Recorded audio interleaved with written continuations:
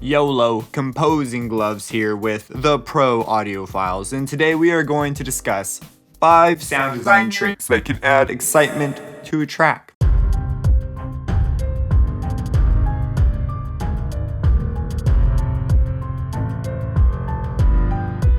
First up is the sub drop.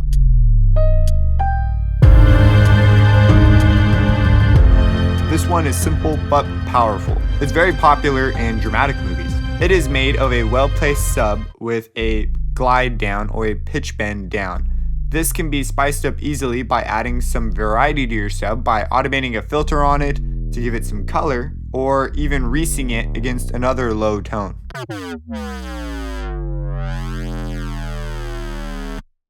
Which is very popular in, say, drum and bass. Next up is layering in transients. This can produce a nice musical variation in a track to a sound that may otherwise sit still tonally.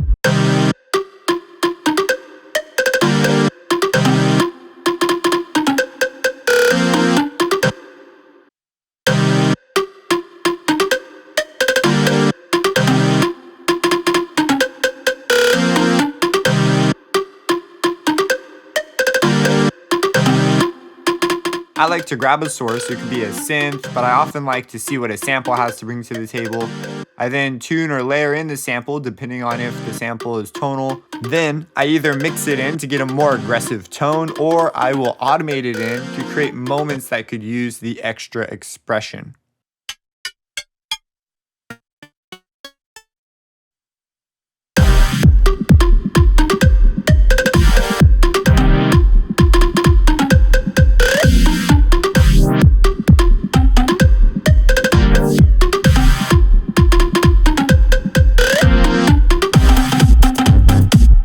Third, this one is one of my favorite moves, and that is the good old EQ followed by distortion routine. Here we view the EQ as a sort of crazy filter, allowing us to create resonance and spectrum pockets that play well with the distortion.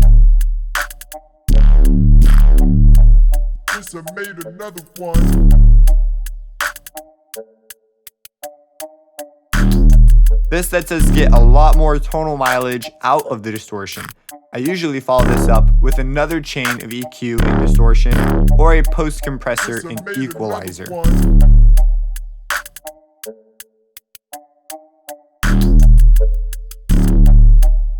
Fourth is a simple idea, but one that is not used nearly enough, and that is to automate in specific effects chains at moments that enhance the music.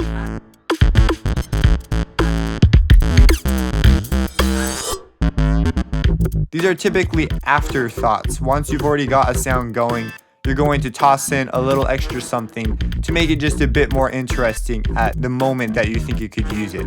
These parallel chains can open doors tonally that many folks choose to just not open simply because it doesn't occur to them to do these kinds of things.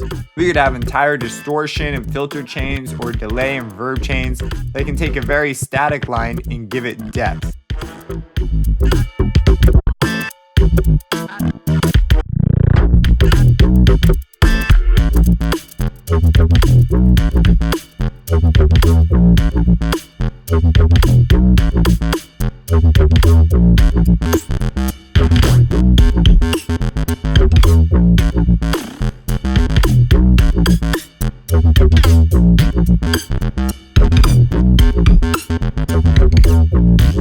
The added interest from these effect chains can help bring across your ideas a lot more clearly with fewer sounds. Rather than adding in a bunch of sounds to try and fill a space, you can cater to a unique sound and carry across your ideas with a lot more clarity. Fifth is being noisy. Many sounds benefit from noise because noise is always around us. Noise can often give a better sense of atmosphere than reverb does, since noise comes in many forms, whether it's good old white noise, the river in the background you're tuning out, or people talking in a room that you just have grown used to hearing. Noise can also fill up the spectrum and raise the RMS value of your track, making a sound with a noise layer in it sound louder and more exciting than it initially was.